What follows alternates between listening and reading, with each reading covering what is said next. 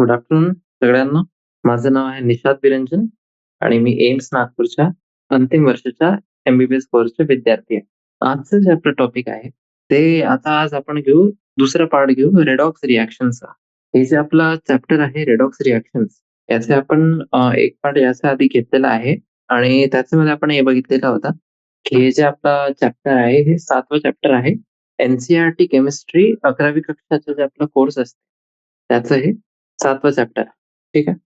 आता आपण कोणते-कोणते ऑब्जेक्टिव्हज आतापर्यंत याच्यामध्ये कव्हर केलेले आहेत ते आपण एकदा बघू. मग त्याच्यानंतर आपण बघू, की आज आपण कोणते-कोणते टॉपिक्स घेणार आहोत आणि मग याच्यानंतरचा आपला प्लॅन कसं राहील. ठीक आहे. चला. जे आपला पहिला आपला ऑब्जेक्टिव्ह होता, ते आपण घेतलेला होता याच्यामध्ये. त्याच्यामध्ये आपण काय बघितलं, की रेडॉक्स रिएक्शन्स जे असतात, त्यांना आपण कसं त्यांची पहिचान करायची आणि मग ते जे रेडॉक्स रिएक्शन्स राहतात, त्यांचा अर्थ काय असते? ठीक आहे. आणि आपण काय बघितलेलं होतं, की ते रिएक्शन्स त्यांच्यामध्ये ऑक्सिडेशन आणि रिडक्शन सोबतच होत आहे सायमल्टेनियसली. त्यांना आपण म्हणतात ऑक्सिडेशन रिएक्शन. ठीक आहे. Redox oxidation reaction. मग त्याच्यानंतर आपण जे वेगळे प्रकारचे आपले टर्म्स राहतात. Oxidation, reduction, oxidizing agent, reducing agent हे जे आपले टर्म्स राहतात त्यांचे अर्थ काय असते आणि त्यांना आपण कसं डिफाईन करायचं हे आपण बघितलेलं होतं. ठीक आहे. मग आपण त्याच्यानंतर एक खूपच महत्त्वपूर्ण जे सब टॉपिक आहे, जे आपल्याला माहिती पाहिजे 11वी कक्षामध्ये ते बघितलेलं होतं. आणि ते कोणता टॉपिक होता, की आपल्याला रेडॉक्स रिएक्शनचा मेकॅनिझम ऐकायचा आहे in the terms of electron transfer process. जे इलेक्ट्रॉन ट्रान्सफरचा प्रोसेस आहे ते कोणत्याही रिएक्शनमध्ये त्याच्या बेसिसवर आपल्याला बघायचं आहे. ठीक आहे. आणि मग त्याच्यानंतर एक फक्त थोडंसं आपण एक इंट्रोडक्शन बघितलेला होता, की आपण जे ऑक्सिडेशन नंबरचा कन्सेप्ट असते, त्याचं कसं आपण प्रयोग करू, की आपण आयडेंटिफाय करू शकतो ऑक्सिडंट आणि रिडक्टंट कोणतीही रिएक्शन. ठीक आहे. तर इथपर्यंत आपण आलेलो आहोत. आता याच्यानंतर आपल्याला काय बघायचं आहे, आपण हे बघू, की एकदा आपल्याला बेसिक अंडरस्टँडिंग झाली, हे पूर्ण रेडॉक्स रिएक्शन्सची, तर आपण आता क्लासिफाय करू. ठीक आहे. कॅटेगरीमध्ये आपण क्लासिफाय करू, जे आपले रिडॉक्स रिएक्शन्स असतात त्यांना, की कोणती आपली कॉम्बिनेशन रिएक्शन आहे, कोणती डिकंपोझिशन आहे, मग डिस्प्लेसमेंट, डिस्प्रोपोर्शनेशन हे जे आपले वेगळे प्रकारचे रिएक्शन्स आहे, यांच्यामध्ये आपल्याला क्लासिफाय करायचं आहे. ठीक आहे. एकदा हे क्लासिफिकेशनचा प्रोसेस झाला, मग क्लासिफिकेशनच्या नंतर आपण काय बघू, आपण एक कंपॅरेटिव्ह ऑर्डर बघू. ठीक आहे. एक असं लिस्ट बघू आपण, ज्याच्यामध्ये जे वेगळे-वेगळे आपले रिडक्टंट्स आणि ऑक्सिडंट्स आहे, त्यांचं स्ट्रेंथ आपण बघू, की ते कसे ते आपले स्ट्रेंथनी ते रिलेटेड आहे एकमेकांना. ठीक आहे. मग जे आपलं केमिकल इक्वेशन्स असतात, आता त्यांना आपण काय करू, बॅलन्स करू आणि हे जे बॅलन्स आपण करू केमिकल इक्वेशन्सला, ते आपण करू ऑक्सिडेशन नंबर आणि हाल्फ रिएक्शन मेथड. हे जे आपले 2 मेथड आहे, याच्याने आपल्याला बघायचं आहे. आणि सगळ्यात शेवटी आपल्याला बघायचं आहे, की एक आपण बघितलेलं होतं, इलेक्ट्रॉन ट्रान्सफरच्या प्रोसेसच्या बेसिसवर, की रिडॉक्स रिएक्शन्स कशा असतात. आणि आता आपल्याला बघायचं आहे, की जे आपले रिडॉक्स रिएक्शन्स आहे, त्यांचा आपल्याला अर्थ समजायचा आहे in the process of electrode process जे असतात, जे आपला एनोड, कॅथोड आणि त्यांच्यामध्ये जे आपला इलेक्ट्रोलिसिसचा कन्सेप्ट असते, त्याच्या बेसिसवर आपल्याला बघायचं आहे. ठीक आहे. तर हे आपलं आजचं प्लॅन आहे, ॲक्शन प्लॅन आणि चला मग सुरू करू आता आपण. तर मागची जी क्लास होती त्याच्यामध्ये आपण कुठपर्यंत आले होते ते एकदा बघू आपण. हं.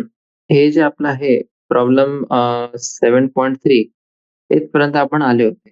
हे जे स्टॉक नोटेशन होता त्याचे प्रयोग आपण केला होता आणि जे कंपाउंड्स आहेत, हे कंपाउंड्सला आपण रिप्रेझेंट केला होता. ठीक आहे.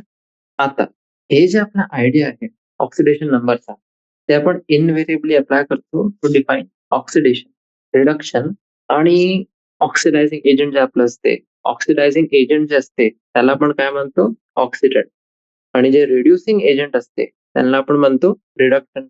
तर हे जे चौघे आपले टर्म्स आहे आणि पूर्ण जे रेडॉक्स रिएक्शन आहे, त्याचा पण आपण अर्थ सांगू शकतो.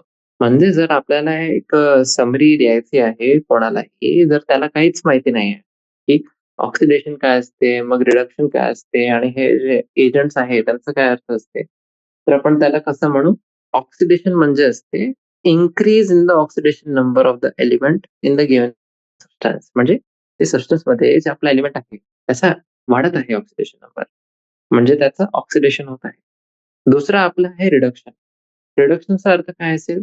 Decrease in oxidation number of the element in the given substance. ठीक आहे. मग आपलं आहे तिसरा कॉन्सेप्ट. तिसरा आपला कॉन्सेप्ट आहे ऑक्सिडायझिंग एजंटचा. हे काय असते? A reagent which can increase the oxidation number of an element in a given substance. म्हणजे ते रिएजंट आहे जे दुसऱ्या एलिमेंटचा ऑक्सिडेशन नंबर वाढू शकते. ठीक आहे. आणि यांना आपण ऑक्सिडन्स पण म्हणतो. मग आपलं असते रिड्युसिंग एजंट. रिड्युसिंग रिएजंट असं रिएजंट आहे आपलं जे कोणत्याही एलिमेंटचा ऑक्सिडेशन नंबर कमी करते एक गिव्हन सबस्टन्समध्ये. आणि हे जे रिएजंट्स आहेत त्यांना आपण रिडक्टन्स पण म्हणतात. ठीक आहे. आता हे झाले चार्ट. रेडॉक्स रिएक्शन्स जे आहे त्यांचं काय अर्थ राहते? रेडॉक्स रिएक्शन्स आपले ते रिएक्शन्स आहे त्यांच्यामध्ये जे इंटरॅक्टिंग स्पीशीज आहेत, ते जे इंटरॅक्टिंग स्पीशीज आहेत त्यांचे ऑक्सिडेशन नंबरमध्ये चेंज होत आहे. ठीक आहे. तर हे झाले आपले 5 हे डेफिनिशन. आतापर्यंत हे पूर्ण समरी आहे. जितकं आपण शिकलेले आहोत, ते पूर्ण कॉन्सेप्टची आपली हे समरी आहे. ठीक आहे. आता आपल्याला हे बघा, जे आपली प्रॉब्लेम 7.4 आहे, याच्यामध्ये आपल्याला अ, हे जे रिएक्शन आहे त्याला जस्टिफाय करायचं. ठीक आहे. रिएक्शन आपली अशी आहे. 2 मॉलिक्युल्स क्युप्रिक ऑक्साईडचे म्हणजे CO2O सॉलिड स्टेटमध्ये ते रिएक्ट करतात क्युप्रिक सल्फाइड सोबत आणि आपल्याला काय भेटते? 6 मॉलिक्युल्स भेटतात कॉपर सॉलिडचे आणि एक आपल्याला मॉलिक्यूल भेटते सल्फर डायऑक्साइडचा आणि हे गॅस फेजमध्ये आहे. आपल्याला हे जस्टिफाय करायचं आहे, हे जे रिएक्शन आहे आपली, हे एक रेडॉक्स रिएक्शन आहे. जे स्पेशीज आपली ऑक्सिडाइज होत आहे किंवा रिड्यूस होत आहे, ते आपल्याला आयडेंटिफाय करायचं आहे आणि हे पण आपल्याला सांगायचं आहे, की कोणता आपला ऑक्सिडंट आहे आणि कोणता आपला रिएजंट रिडक्टंट. ठीक आहे. चला, सगळ्यात पहिले आपण काय करू, की आपण ऑक्सिडेशन नंबर देऊ प्रत्येक स्पेशीजला. जे रिएक्शन आपण एक्झामिन करत आहोत, त्यांच्यामध्ये प्रत्येक स्पेशीजला आपण एक ऑक्सिडेशन नंबर देऊ. तर हे इथे आपलं आता त्याचं वर तुम्ही बघू शकता. +1, -2, +1, -2 आणि मग कॉपर एलिमेंट आहे, म्हणजे त्याचं 0 राहील. ठीक आहे. आणि तसंच +4 आणि -2. आता म्हणूनच आपण हे कन्क्लूड करू शकतो याच्यामध्ये, की हे रिएक्शनमध्ये कॉपर जे आहे ते आपलं रिड्यूस होत आहे from +1 state to 0 oxidation state. तुम्ही बघू शकता दोघे जे आपले कंपाउंड्स आहेत त्याच्यामध्ये कॉपरचा आपला ऑक्सिडेशन नंबर किती आहे? +1 आणि ते आपला कमी होत आहे. कारण की जे आपला कॉपर एलिमेंट आहे, एलिमेंटचा आपला 0 ऑक्सिडेशन स्टेट असते. ठीक आहे. आणि सल्फर जे आहे, सल्फरचं ऑक्सिडेशन आहे -2. तर ते ऑक्सिडाइज होत आहे. कारण की त्याचं जे ऑक्सिडेशन स्टेट आहे, ते आपला कन्व्हर्ट होत आहे -2 पासून +4 स्टेटमध्ये. ठीक आहे. म्हणूनच हे जे आपली रिएक्शन आहे वरती, ते आपली रेडॉक्स रिएक्शन. ठीक आहे. आता CO2O जे आहे, क्युप्रिक ऑक्साईड, ते सल्फरची मदत करते in copper sulphide to increase its oxidation number. म्हणूनच जे कॉपर 1, 1 म्हणजे काय? +1 त्याचे ऑक्सिडेशन स्टेट आहे.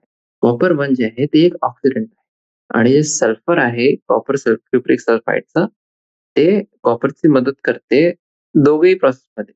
ठीक आहे. CO2S मध्ये पण आणि CO2O मध्ये पण, की ते त्याचं जे ऑक्सिडेशन नंबर आहे त्याला ते कमी करेल.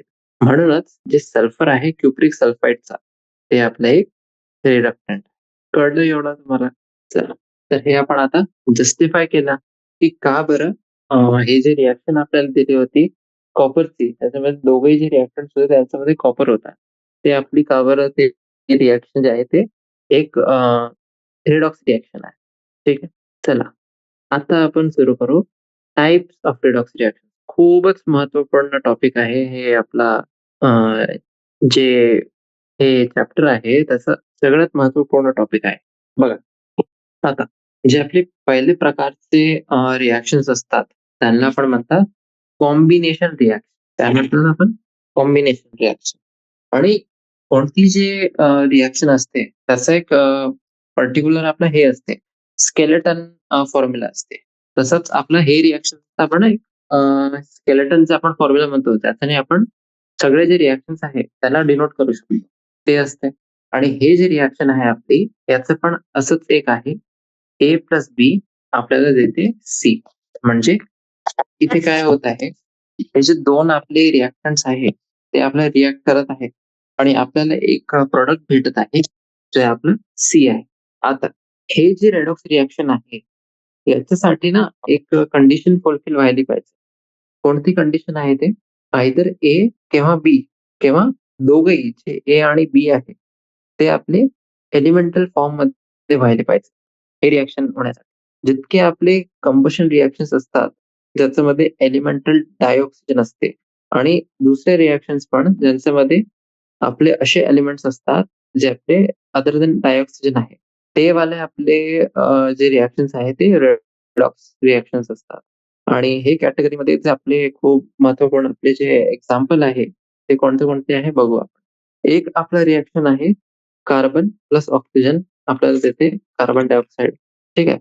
Carbon solid plus O2 gas आपल्याला काय देते? CO2 gas.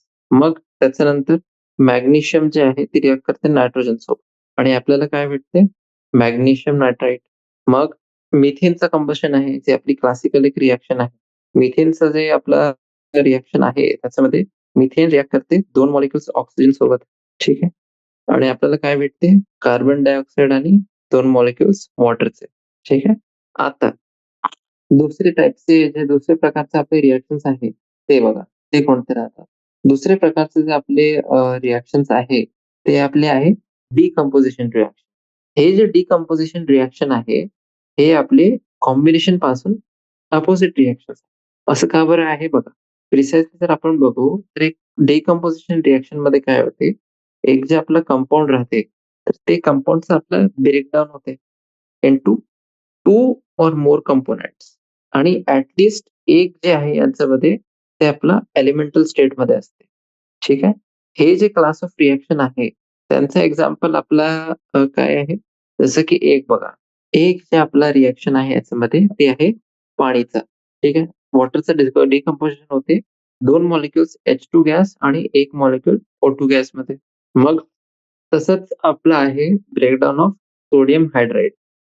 याला आपण हीट केला, तर आता याचं आपलं डिकंपोझिशन होते सोडियम आणि हायड्रोजनमध्ये.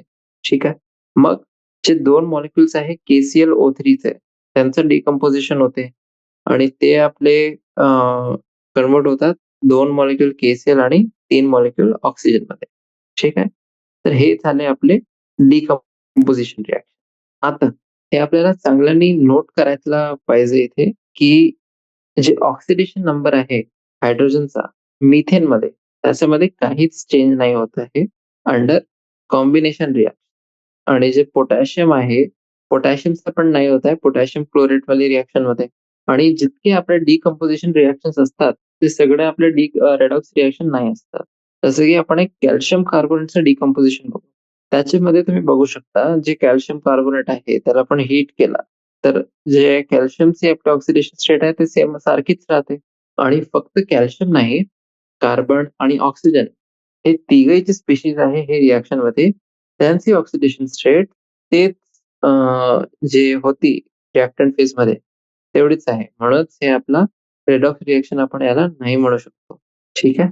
तर हे झाले आपले कॉम्बिनेशन रिएक्शन आणि डिकंपोझिशन रिएक्शन. आता आपण बघू डिस्प्लेसमेंट रिएक्शन. जे आपलं डिस्प्लेसमेंट रिएक्शन आहे, त्यांच्यामध्ये काय होते, एक आयन जे असते आपलं किंवा ॲटम कोणत्याही कंपाउंडचा, ते दुसरे आयन किंवा ॲटम जे आहे त्याच्याने रिप्लेस होते. आणि हे जे दुसरं आयन किंवा ॲटम आहे, हे आपलं दुसऱ्या एलिमेंटचं असते. ठीक आहे. आणि याला आपण कसं डिनोट करू? X प्लस YZ आपल्याला काय देते? XZ plus Y. जे आपले डिस्प्लेसमेंट रिएक्शन्स असतात, ते आपले 2 कॅटेगरीजमध्ये फिट होतात. एक आहे मेटल डिस्प्लेसमेंट आणि दुसरं आहे नॉन मेटल डिस्प्लेसमेंट. आता दोघांचेच आपण एक-एक आपण बघू. सगळ्यात पहिले आपण बघू मेटल डिस्प्लेसमेंट. आता कोणत्याही कंपाउंडमध्ये जे आपलं मेटल आहे, त्याला दुसरा मेटल डिस्प्लेस करू शकते. पण हे जे दुसरा मेटल आहे, ते आपला अनकंबाईन्ड स्टेटमध्ये व्हायला पाहिजे. आणि आपण ऑलरेडी याच्यामध्ये डिस्कस केलेलं आहे. हे वाले जे रिएक्शन्स आहेत. मेटल डिस्प्लेसमेंट रिएक्शन्स जे असतात, त्यांचे खूप सारे ॲप्लिकेशन्स असतात मेटलर्जिकल प्रोसेसमध्ये. आणि हे जे मेटलर्जिकल प्रोसेस असतात, यांच्यामध्ये काय होते, जे आपले प्युअर मेटल्स आहे, हे प्युअर मेटल्स आपल्याला भेटतात त्यांचे कंपाउंड्स पासून आणि हे राहतात त्यांचे ओरमध्ये. काही आपले हे जे वाले जे एक्झाम्पल्स आहे, ते कोणते-कोणते आहे ते बघू आपण. कॉपर सल्फेट aqueous सोल्युशनमध्ये आहे. हे रिएक्ट करते झिंक सोबत. ठीक आहे. सॉलिड स्टेटमध्ये जे असते आणि आपल्याला काय भेटते? कॉपर आणि झिंक सल्फेट. V2O5 जे आहे ते रिएक्ट करते कॅल्शियम सोबत आणि आपल्याला भेटते 2 मॉलिक्युल्स V आणि 5 मॉलिक्युल कॅल्शियम ऑक्साईडचे. मग T आहे Cl4 जे आहे हे आपलं रिएक्ट करते 2 मॉलिक्युल्स मॅग्नेशियम सोबत आणि हे जेव्हा आपण हीट केला तर आपल्याला काय भेटते? Ti सॉलिड आणि 2 मॉलिक्युल्स मॅग्नेशियम क्लोराईडचे.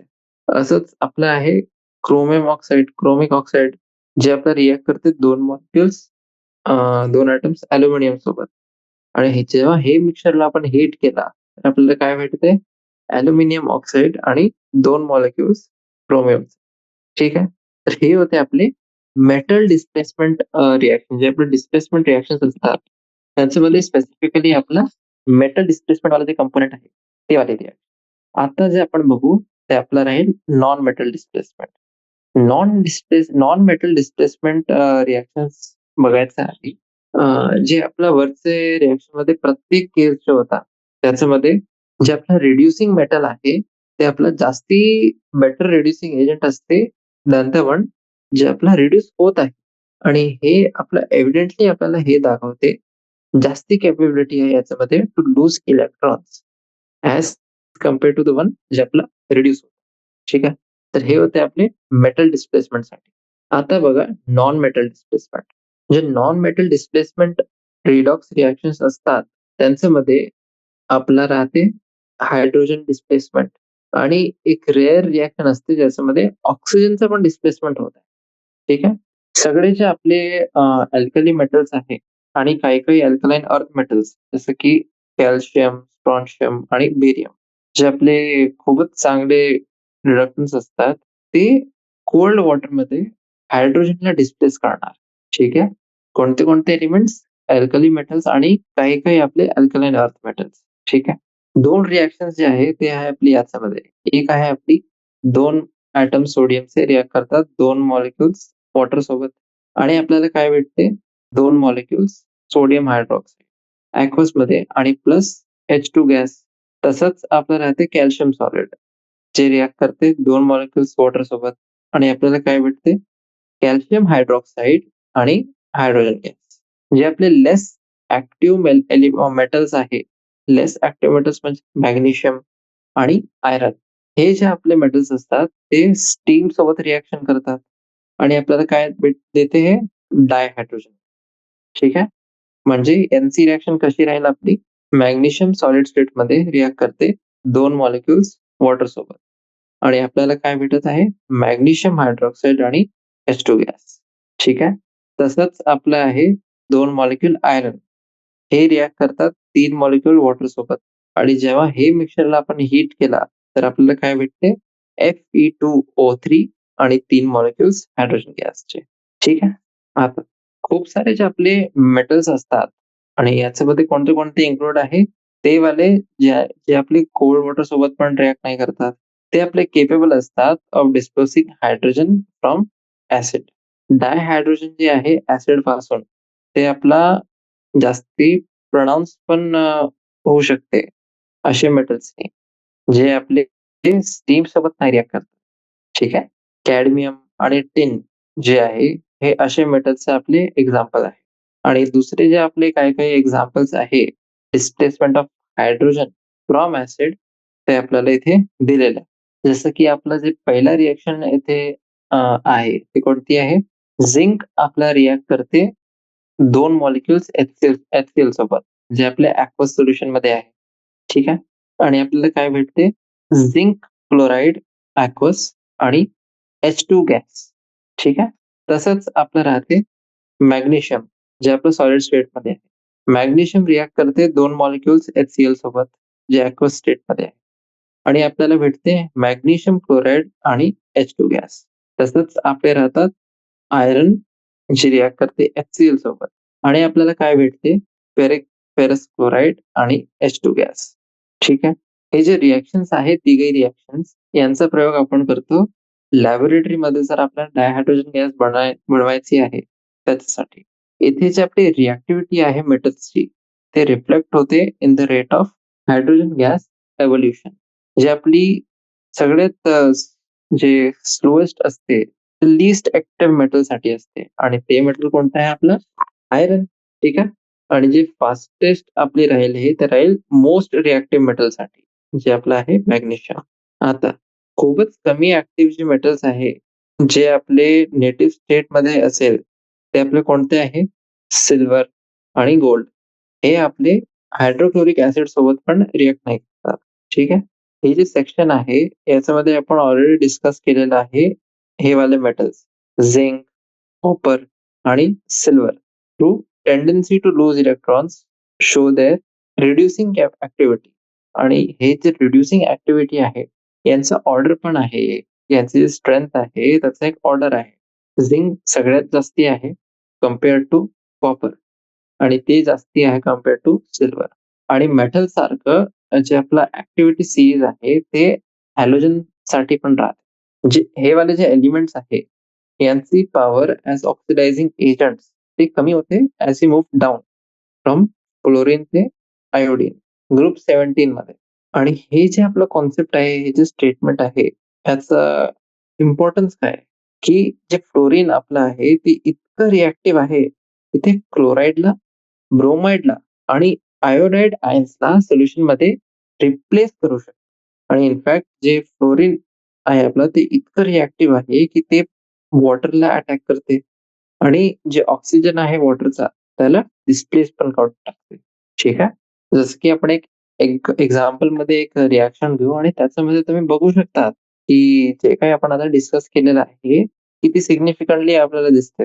2 मॉलिक्युल्स वॉटरचे रिएक्ट करतात 2 मॉलिक्युल्स फ्लोराईड सोबत आणि आपल्याला काय भेटते 4 मॉलिक्युल्स भेटतात हायड्रोजन फ्लोराईडचे जे अॅक्वस फेज मध्ये आहे आणि आपल्याला एक ऑक्सिजनचं मॉलिक्युल पण भेटतं. ठीक आहे. आणि हेच आपलं कारण आहे की जे डिस्प्लेसमेंट रिएक्शन्स आहे आपले क्लोरीन, ब्रोमीन आणि आयोडीनचे जे आपले फ्लोरीनचा प्रयोग करतात ते आपण जनरली अॅक्वस सोल्युशन मध्ये त्यांना आपण नाही कॅरी आउट करतो. ठीक आहे. आणि on the other hand chlorine जे आहे ते ब्रोमाइड आणि आयोडाइड आयन्स हे दोघांनाही आपण डिस्प्लेस करू शकते एक अॅक्वस सोल्युशन मध्ये. जसं की आपण हे खालती बघू शकतो. जे क्लोराईड आपली गॅस आहे ते रिएक्ट करते 2 मॉलिक्युल्स KBr अॅक्वस सोबत आणि आपल्याला भेटते 2 मॉलिक्युल्स KCl अॅक्वस मध्ये आणि ब्रोमीन लिक्विड. तसंच आपलं आहे chloride gas plus 2 molecules potassium आयोडाइडचे. हे रिएक्ट करतात आणि आपल्याला काय भेटते 2 मॉलिक्युल्स KCl आणि आयोडीन सॉलिड स्टेटमध्ये.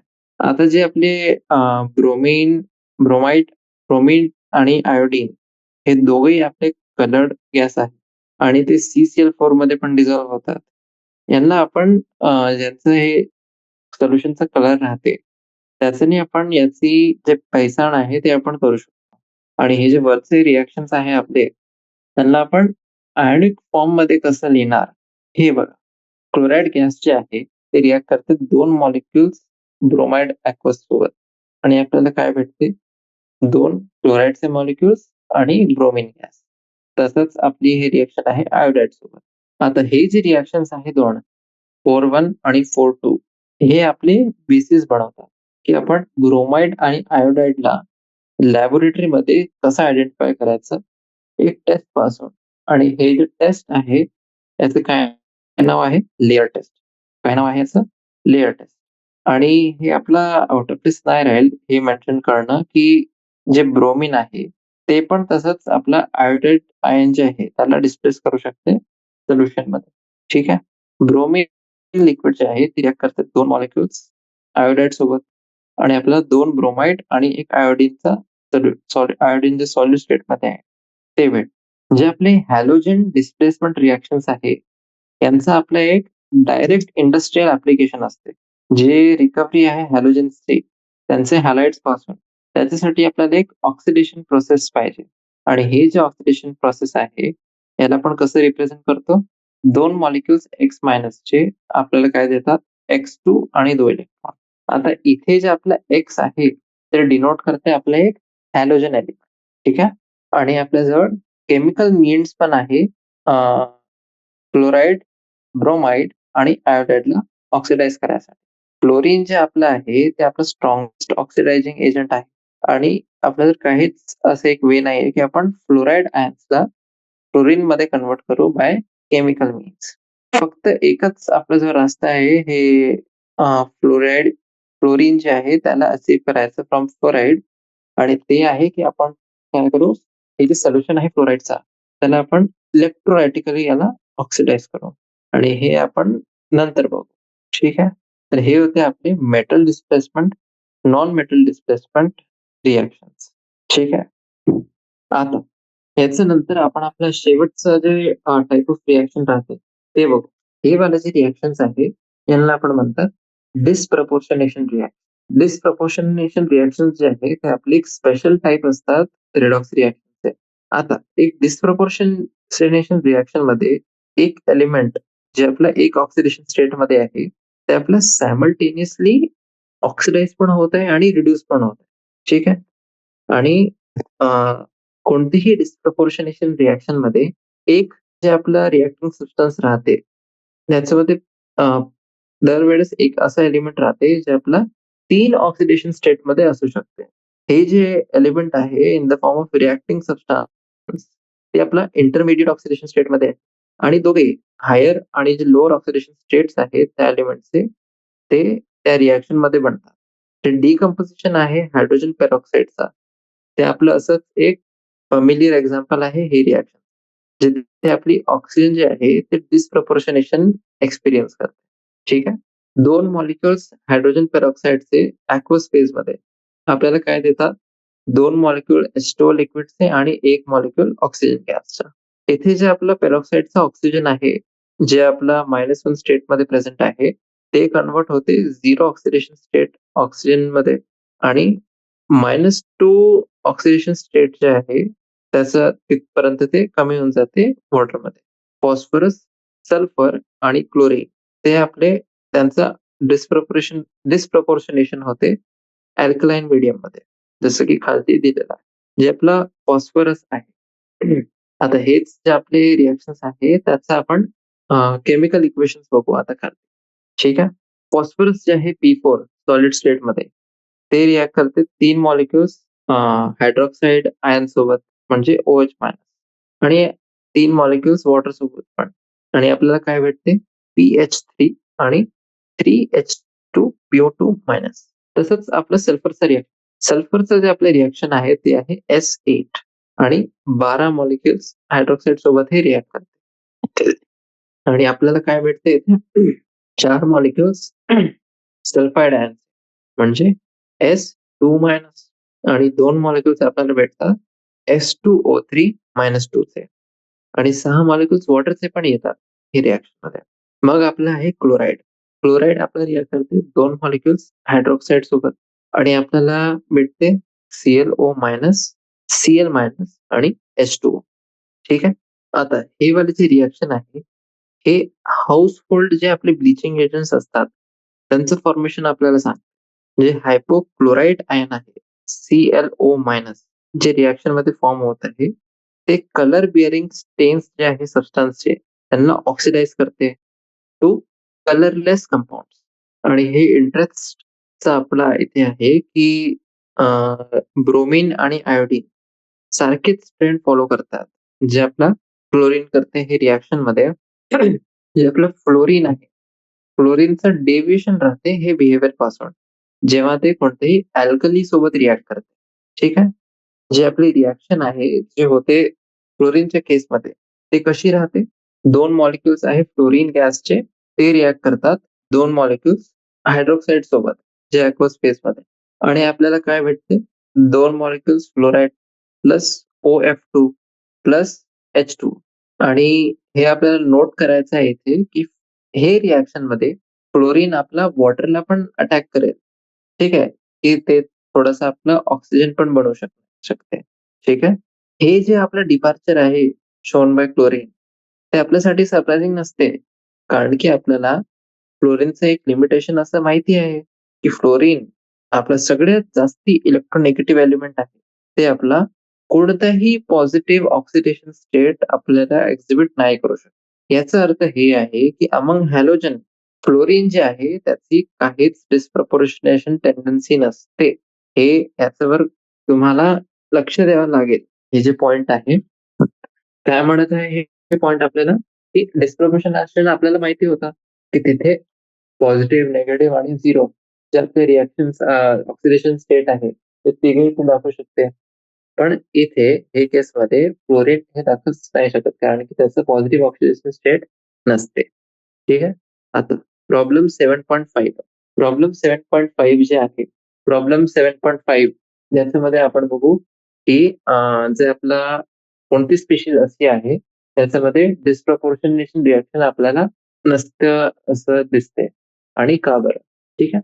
जसे की एक आपला आहे chloride ClO2 minus, ClO3 minus आणि ClO4 आणि हे जे रिएक्शन आहे आपल्याला लिहायचं आहे प्रत्येक स्पेशीससाठी जे आपलं डिस्प्रपोर्शनेट होते. ठीक आहे. आता सोल्युशन बघा. जे आपले ऑक्झो एनायन्स आहे क्लोरीनचे, जे आपण वरती इथे लिस्ट केलेले आहे. ClO4 मायनस जे आहे ते आपलं डिस्प्रपोर्शनेशन त्याचं नाही होते. कारण की हे जे ऑक्झो एनायन आहे, त्याच्यामध्ये क्लोरीन आपलं सगळ्यात हायेस्ट जे ऑक्सिडेशन स्टेट आहे त्याच्यामध्ये ते आपलं प्रेझेंट आहे. आणि त्याचे जे हायेस्ट ऑक्सिडेशन स्टेट आहे ते आपली आहे +7. ठीक आहे. जे डिस्प्रपोर्शनेशन रिएक्शन आहे, बाकीचे 3 आपले ऑक्सिजन्स होते क्लोरीनसाठी. ते कसे आहेत ते? हे बघा. 3 ClO- चे आपले इथे हे रिएक्टरमध्ये आहे आणि ते कोणते कंपाउंडमध्ये स्प्लिट होतात? 2 Cl- आणि 1 ClO3-. तसंच आपलं आहे ClO2 साठी आणि ClO3- साठी. हे झालं आपलं 7.5. आता आपण बघू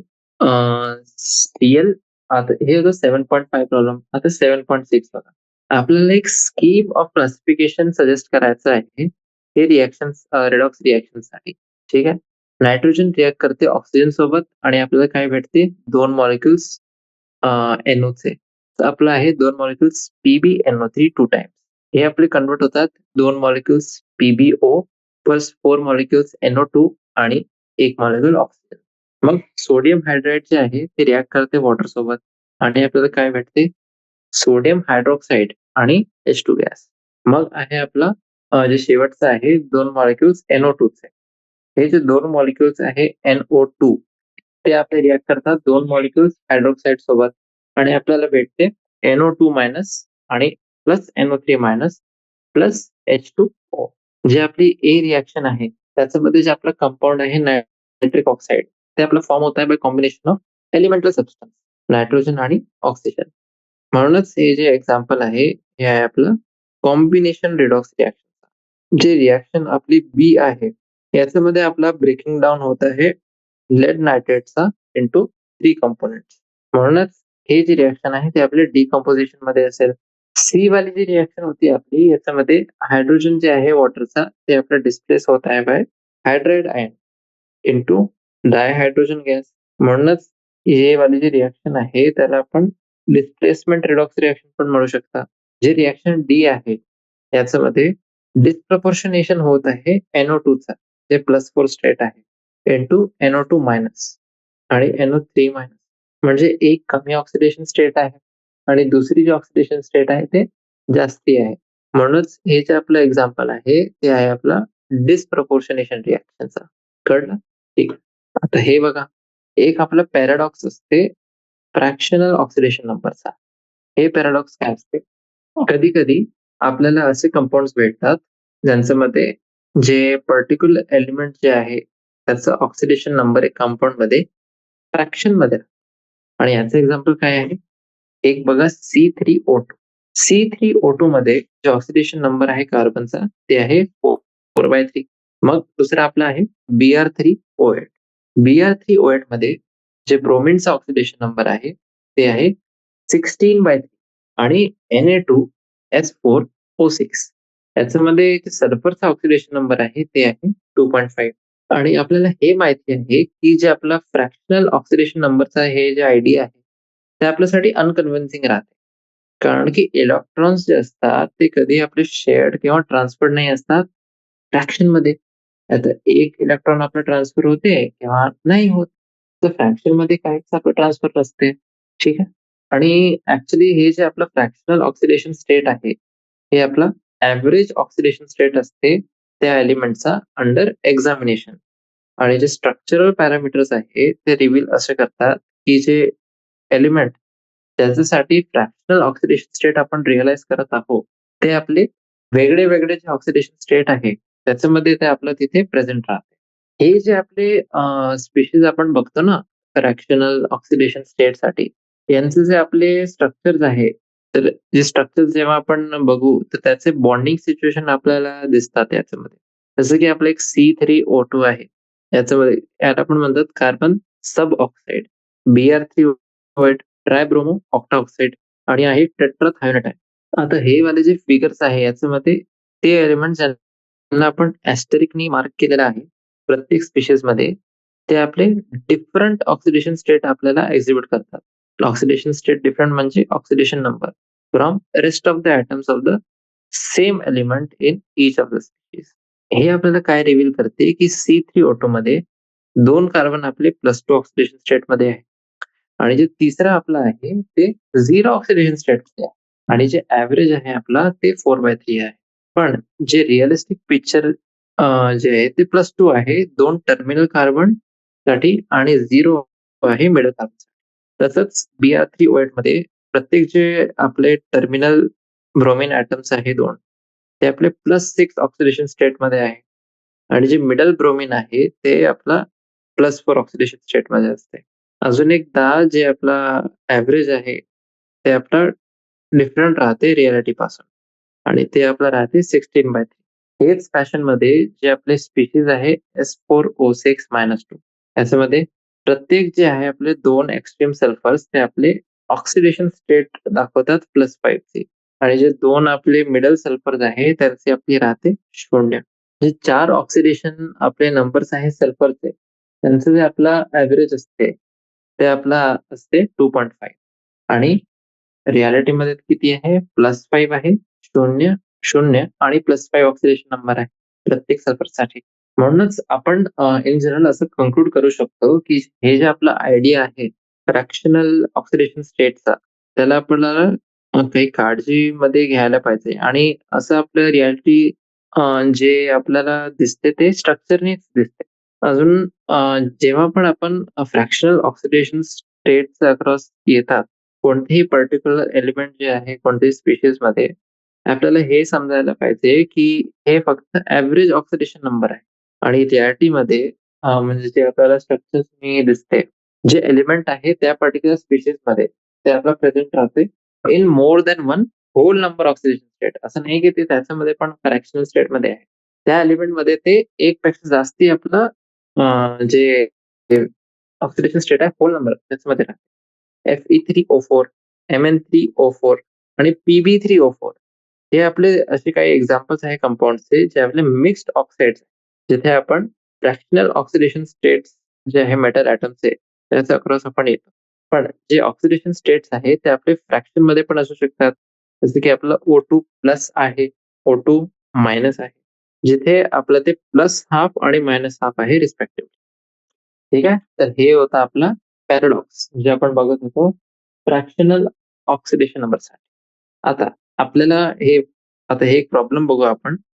प्रॉब्लेम 7.7 ह्याच्यामध्ये आपल्याला हे सांगायचं आहे, की हे जे रिएक्शन्स आहे, ते डिफरंटली का बरं असे प्रोसीड करतात? ठीक आहे. यांच्यामध्ये काय असं आपलं स्पेशल आहे? एक आपली आहे रिएक्शन Pb3O4 प्लस 8HCl हे आपल्याला काय देते? 3 मॉलिक्युल्स Cl2, 1 Cl2 आणि 4 मॉलिक्युल्स H2O आणि मग आहे Pb3O4 जी रिएक्ट करते 4 मॉलिक्युल्स नायट्रिक ॲसिड सोबत आणि आपल्याला काय भेटते 2 molecules PbNO3 2 times plus PbO2 plus 2 molecules H2O चे. ठीक आहे. सोल्युशन बघा. Pb3O4 जे आहे ते आपलं एक स्टोइशियोमेट्रिक मिक्सचर आहे. 2 मोल PbO आणि 1 मोल PbO2. PbO2 मध्ये जे लेड आहे ते आपलं +4 ऑक्सिडेशन स्टेटमध्ये असते आणि जे स्टेबल ऑक्सिडेशन स्टेट आहे लेडची ते आपली आहे +2 PbO मध्ये.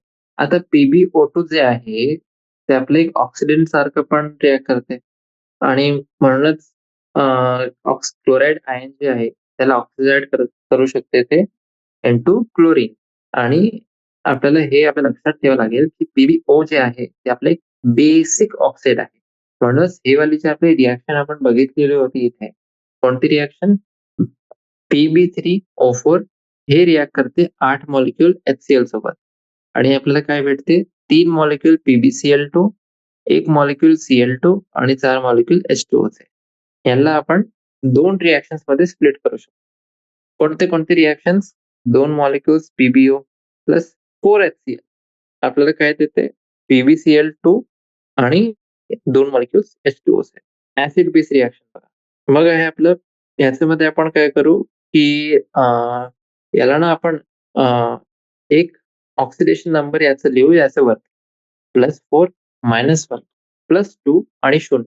तर एक आपली झाली ऍसिड बेस रिएक्शन आणि दुसरी आपली झाली रेडॉक्स. आता HNO3 जे आहे ते आपली इटसेल्फ एक ऑक्सिडायझिंग एजंट आहे नायट्रिक ऍसिड जे आहे.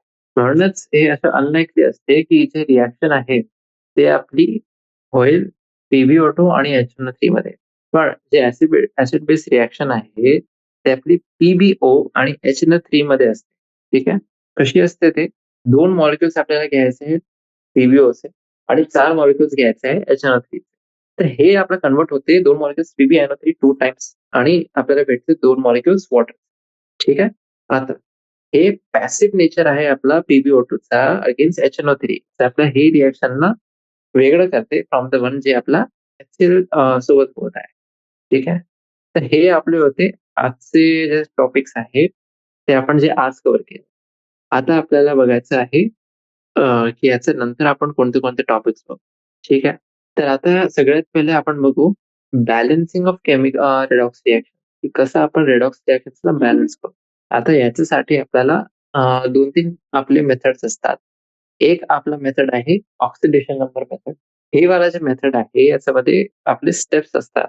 पहिला स्टेप, दुसरा step 1, step 2, step 3, step 4, step 5 असे जे स्टेप्स आहेत ते आपल्याला फॉलो करावे लागतात त्याच्यामध्ये आणि त्याच्यानेच आपण एक स्टेप बाय सिस्टमॅटिक मॅनर आपल्याला भेटते की आपण कसं प्रोसीड करू त्याचं. ठीक आहे. मग आहे आपला प्रॉब्लेम 7.8. 7.8 मध्ये बघा तेच आपल्याला इथे करायचं होतं की नेट इक्वेशन आपल्याला आयनिक लिहायची होती पोटॅशियम डायक्रोमेटचं रिएक्शन जे होत आहे सोडियम सल्फाइड सोबत. ठीक आहे. आणि त्याच्यामध्ये पण आपल्याला तसंच ते जे स्टेप्स आपण शिकू तेच फॉलो करायचे आणि सांगायचं आहे. मग आपलं असते प्रॉब्लेम 7.9. ठीक आहे. तर हे झालं आपलं एक ऑक्सिडेशन नंबर मेथड. मग याच्यानंतर आपलं येते हाफ रिएक्शन मेथड. जे आपलं हाफ रिएक्शन मेथड आहे यांच्यामध्ये पण काही स्टेप्स आपल्याला फॉलो करायचे आहे आणि याच्यामध्ये 2 स्टेप्स आपले जास्ती आहे compared to the oxidation number method. तर ते आपल्याला फॉलो करायचं आणि मग आपल्याला सांगायचं आहे की कसं आपण त्याला बॅलन्स करू. ठीक आहे.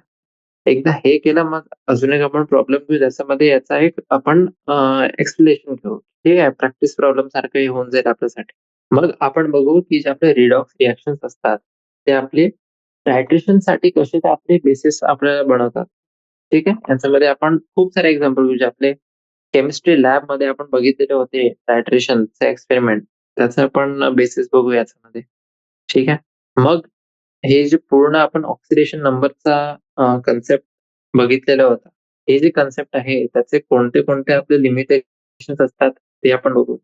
मग रिडॉक्स रिएक्शन्स जे आहे त्यांना आपण रिलेट करू विथ इलेक्ट्रोड प्रोसेसेस. ठीक आहे. कोणते इलेक्ट्रोड प्रोसेस असतात. आता हे झाल्यानंतर आपण बघू एक डॅनियल सेल. ठीक आहे. जे इलेक्ट्रोड प्रोसेस आहे ते त्याच्यामध्येच आपल्याला बघायचं आहे की जे आपलं डॅनियल सेल असते तर हे डॅनियल सेलचं सेटअप कसं असते आणि जे इलेक्ट्रॉन्स कुठे प्रोड्यूस होतात, एनोड, कॅथोड कशा असते, स्टँडर्ड इलेक्ट्रोड पोटेन्शियल काय असते ते सगळं आपण बघू. त्याच्यानंतर मग 298 केल्विन जे आहे आपला रूम टेम्परेचर त्याचं तर आपल्याला स्टँडर्ड इलेक्ट्रॉन पोटेन्शियल बघायचं आहे काही-काही एलिमेंट्स. ठीक आहे. आणि एकदा हे झालं आपलं, मग आपण एक फक्त समरी घेऊ चॅप्टर सी आणि जे आपले एक्सरसाइज आहे, ते आपण याच्यामध्ये त्यांचं सोल्युशन्स ठीक आहे. तर हे आपलं याच्या नंतरचं आपलं एक प्लॅन आहे. ठीक आहे. आणि एक आपण फक्त इंट्रोडक्शन बघून येतो एकदा. तर ते रेडॉक्स रिएक्शन त्यांच्यासाठी. तर 2 मेथड्स आपल्या असतात. कोणतेही केमिकल इक्वेशनला जर आपल्याला बॅलन्स करायचं आहे, रेडॉक्स प्रोसेस. जे आपलं एक मेथड आहे यांच्यामध्ये ते आपलं आहे based on the change in oxidation number of reducing agent आणि ऑक्सिडायझिंग एजंट. आणि जे आपलं दुसरं मेथड आहे, ते आपला बेस्ड असते on splitting the redox reaction. Redox reaction आपण स्प्लिट करू 2 हाल्फ रिएक्शन्समध्ये. एक मध्ये आपली आहे ऑक्सिडेशन आणि दुसऱ्यामध्ये आपली रिडक्शन राहील. हे जे दोघे मेथड्स आहे, हे आपल्या आता प्रयोगमध्ये आहे आणि यांचं प्रयोग कसं करायचं त्याचे चॉईस आहे. ते आपलं इंडिव्हिज्युअल सोबत असते. ठीक आहे. की तुम्हाला कसं कोणती रिएक्शन कोणतं मेथड जे आहे ते जास्ती छान वाटते किंवा जास्ती तुम्ही कम्पॅटिबल आहे त्या मेथड सोबत. ठीक आहे. आणि हे जे मी सांगत होतो तुम्हाला डॅनियल सेल त्याच्यासाठी जे सेटअप आहे आपलं हे आहे असं. जे एनोड्सवर आपले इलेक्ट्रॉन्स प्रोड्यूस होतात due to oxidation of zinc ते आपले एक्सटर्नल सर्किटने ट्रॅव्हल करतात टू द कॅथोड. जिथे हे आपले रिड्यूस करतात कॉपर आयन्सला. हे जे सर्किट आहे ते सेलच्या आतमध्ये आपलं कंप्लीट होते by migration of ions through the salt bridge. आणि हे आपण नोट करू शकतो की जे डायरेक्शन ऑफ करंट आहे ते आपले डायरेक्शन ऑफ इलेक्ट्रॉन फ्लोचं पूर्ण अपोझिट आहे. ठीक आहे. चला, तर हे होतं आपलं आजचा टॉपिक आणि आपण याच्या नंतर आता बघू जे बाकीचे आपले टॉपिक्स होते आणि जे एक्सरसाइज होते, ते सगळं आपण याच्या नंतर जे आपले सेशन्स राहील त्यांच्यामध्ये आपण बघू. ठीक आहे. चला, धन्यवाद.